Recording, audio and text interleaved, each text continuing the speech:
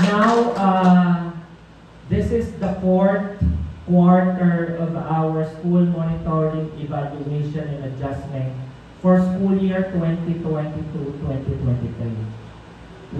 We've come this far. We started our first quarter, and it's actually my first month dito sa paaralan. Ngayon, I'm turning 10 months dito sa ating school, and we have this 4 quarters NEA, kung saan yung mga napagplanuhan natin noong first quarter, ng second quarter, at ng third quarter, dito natin ngayon makikita nasaan na ba tayo ngayon.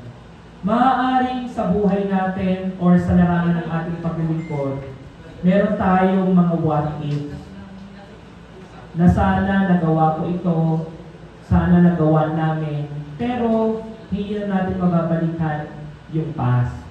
Ang kaya lang natin gawin is yung mga lessons from the past. That will be our instrument for us to do what we can do at present. At yun lang naman talaga ang pwede natin gawin. At present, ano ang pwede natin gawin para sa ating paaralan kung ako ay isang guro? At present, ano ang pwede kong gawin para sa aking paaralan, para sa aking kamag-aral kung ako ay isang mag-aaral?